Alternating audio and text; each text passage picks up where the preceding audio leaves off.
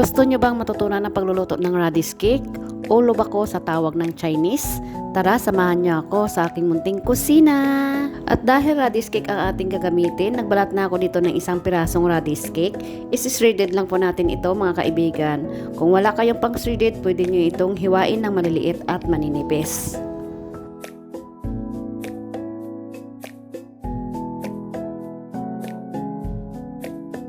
Ang kailangan natin dito ay isang tasa lamang o 1 cup lang. At ito nga pala ang mga sangkap niya tulad ng yung ating mga sangkap. Ito po ay dry ang mushroom, dry ang scallop at dry ang shrimp. Ito ay binabad natin muna ng 1 cup water para ito ay lumambot para mas mainam nating hiwain ito. Ang pagbabad nito ay isang araw at isang gabi para mas malambot siya ng maigi. At dahil ito ay binabad ko na at lumambot na, ito ay hiwain lang natin ito ng maninipis.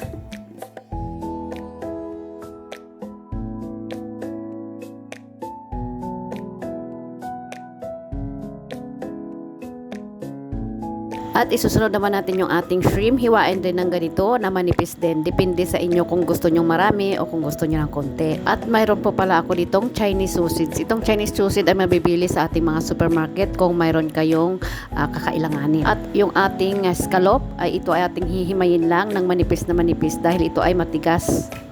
At kailangan din natin ito maghiwa ng ilang piraso ng luya. 3 pwede na. At yung tubig nga pala na isang tasa kanina na binabada natin ng ating mga sangkap, hindi natin pwedeng itapon ito dahil gagamitin. Itansya lang natin ito na maging 1 cup. Kung kulang, lagyan nyo ng tubig pwede. At maghanda tayo ng 1 cup na rice flour. At i-transfer na natin ito sa malaking lagayan mga kaibigan. At magsimula na tayo sa ating pagluluto. Sa ating kawali, painitin natin ito ng sobra, yung sobrang init talaga. Ilagay muna natin yung ating sausage. Huwag tayo maglagay ng mantika dahil ang sausage ay magmamantika yan mamaya. Haluin lang ito ng maigi para maging medium brown po siya ang kulay niya. At kung nakikita nyo na golden brown na siya at nangangamoy na yung ating sausage, ilagay natin yung tulad ng scallop, dry mushroom at saka yung ating shrimp. At haluin lang ito ng maigi mga kaibigan para magmix yung mga mixture nila at yung lasa nila. At tanggalin na natin ito sa ating apoy at i-transfer natin sa ating plato. I-keep aside po muna natin dahil magmimix tayo ng ating liquid ingredients. At ibalik natin sa apoy ang ating kawali. Ilalagay na natin yung ating radish.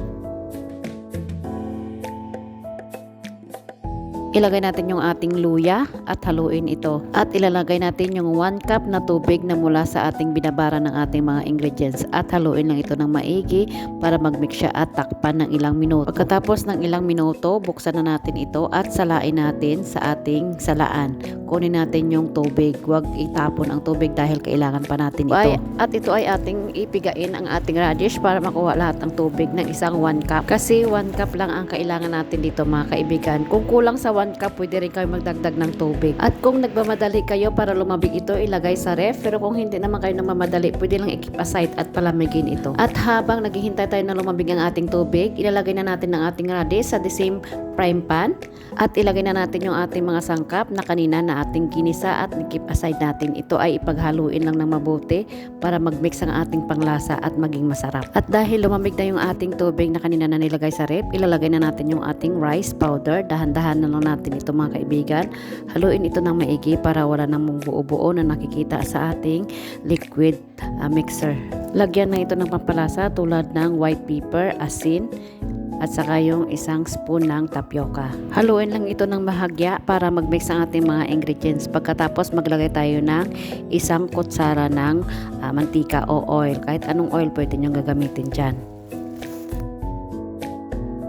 At ito ay ilalagay natin sa ating mix na radish at saka yung mga sangkap natin. Salain natin ito para wala ng buo-buo. Nakapatay po pala ang apoy nito bago natin haluin para magmix muna natin yung mga sangkap bago natin i-on yung ating apoy. Tuloy-tuloy lang po ang paghalo natin ito mga kaibigan kasi ang paghalo nito ay kailangan nakasteady ka kasi pag hindi mo to hinalo ng mabuti ay masusunog at hindi na natin mapakinabangan ng ating radish cake. Ganito dapat yung texture ng ating radish cake.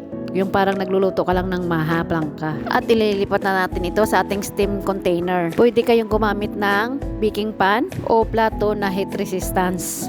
At ipa-flatten lang natin ito mga kaibigan para mas maganda tingnan. At takpan natin ito ng aluminum foil bago natin i-steam mga kaibigan. At i-steam natin ito ng 45 minutes. At pagkatapos ng 45 minutes, ito na, luto na yung ating radish cake. Tara, buksan na natin ito mga kaibigan. Charap! O, diba? Ang ganda tingnan ng ating radish cake. At pagkatapos nito, ilalagay natin sa ating ref ng overnight o ilang araw. At pagkalipas ng isang araw, ito na, isa-slice na natin ito mga kaibigan.